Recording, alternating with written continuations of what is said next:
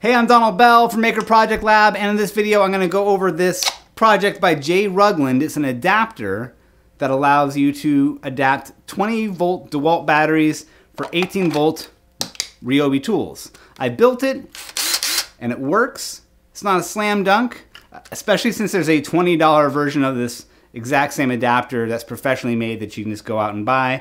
But in this video I'm going to walk you through what it's like to build one of your own.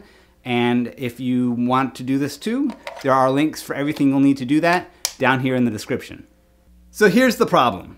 Ryobi doesn't make a lot of great tools, but they do make a few useful ones that no one else makes, like this cordless glue gun and this portable air pump. I love these, but it stinks to have a whole separate system of batteries that I need to buy and charge. With this adapter, I can run my Ryobi tools off DeWalt's 20 volt batteries, which are close enough in voltage that it hasn't caused any problems for me yet. From the project page on Thingiverse, you can download the 3 parts you need to make this. There's the top, the base, and the clip, which you need to print 2 of. I printed these up using standard PLA filament and the settings called out in the guide.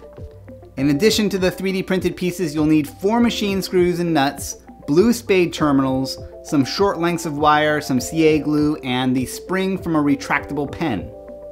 For what it's worth, I probably should have used a thicker gauge of wire than the stranded hookup wire I used here, but it got the job done.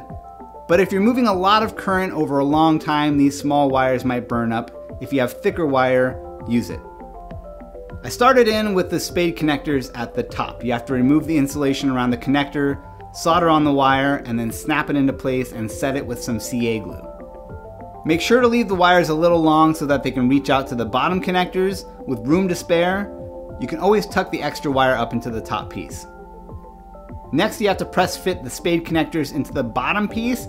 This part was a headache on a lot of levels. You have to trim away some of the connector to get it in there. I wasn't sure if the spade should be positioned closer in or further out, and I originally had them poking out pretty far and then later had to trim them back. Long story short, you can save yourself a lot of stress by having a DeWalt battery nearby and testing to make sure you have the fit before you glue the terminals in place.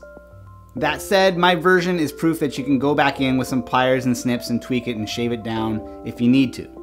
Once the spades were in and glued up, I soldered the wires to their corresponding connectors, careful to keep positive on one side and negative on the other. Using different colored wire helps, and so does the positive and negative imprint on the top. For the final step, you need to connect the top and bottom together while sandwiching the buttons and springs into the sides. First, I cut my spring in half and then placed each little piece in the little seat that's built into the sides. Then you can put the top piece on while pinching the buttons in and test that everything fits the way it should. I wish I had spent a little more time filing down the fit for these buttons because I have one that sticks a little bit, and I think that prevents it from latching to the tool as well as it could. So don't rush this part. Next, place a machine screw through the top piece and then use the little captive nut design on the bottom to get it tight. If it works out, do the same thing with the rest of the screws. Jay says to use a number 6 32x3/8 screw, but I found those a little short and had to bore out the top holes a little to make them work. So if you're at the hardware store, pick up a few longer options too, just not too long or you'll block the battery. And at this step, you'll want to fit the battery just to make sure the terminals slot correctly into the battery. Then test it with a Ryobi tool to make sure it latches correctly into the tool and works. As a final step, you can run a bead of CA glue around the seam between the top and the bottom pieces to give it extra strength. Now, would I recommend this as a project? Probably not. With a professionally made version of this available for just $20, it's not really worth the time and money to do it yourself. Also, as Jay points out, there's a real risk of over discharging your battery. Because 20 volt tools will often have battery protection circuitry in the tool and not the battery, you might run this down further in a Ryobi tool than you would in a DeWalt. Take it too far and you risk fire or explosion, and if nothing else, an expensive battery replacement. That said, if you're in some kind of MacGyver situation or some country where the $20 professional option isn't available, it's cool to know that you can make your own. There's also another design by Jay where he adapts a 20 volt DeWalt battery to run 18 volt DeWalt tools.